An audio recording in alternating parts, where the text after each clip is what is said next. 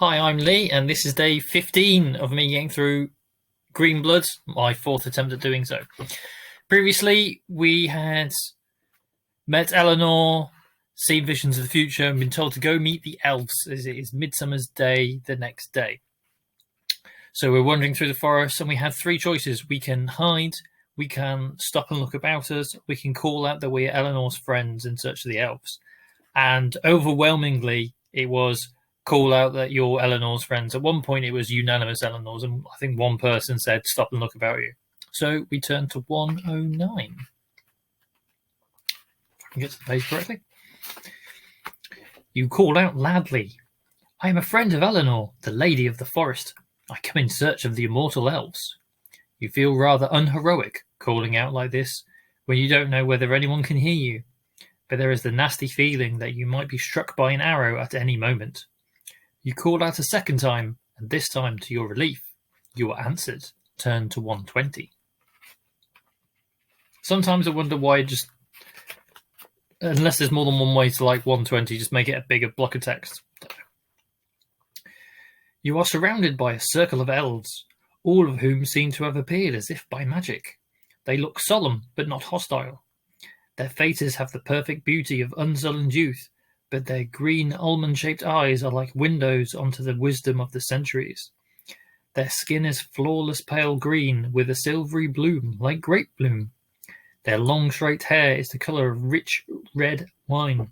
Feels a lot to say there.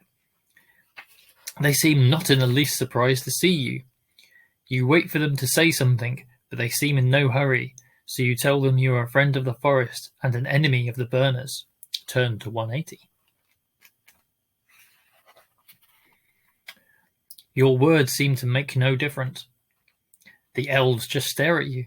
Their childlike faces belie the threat they present. A few of them offer slender longbows, but these are slung over their shoulders. The elves are not trying to frighten you, but the eeriness of those young old faces, silent and quizzical, is unnerving. For all you know, each one of them was born before man came into existence. You repeat that you're no friend of the Westermen, that you want to save the forest. Your words are met by a stony silence. Rattled by this lack of communication, you end up saying that not all men are evil. You then decide to keep your mouth shut. I have met many men, says a voice. 7 this very millennium have found me here in the greenwood. On the whole, taken for what they were, summing the sinews of their spirits and the canopy of their souls, they were bad. Not evil, just bad. We came here to avoid the prattling of men. It is hard for us to be near those who we must pity. At the mention of the word pity, many of the elves turn their faces away for a moment, as if to spare you. You will have to win their respect. So we have two choices.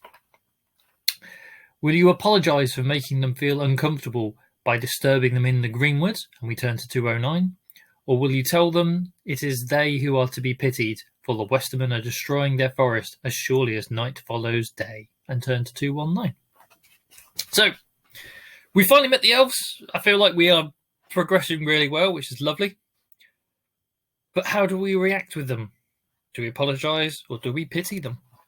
Get voting. Come back tomorrow. Thanks very much.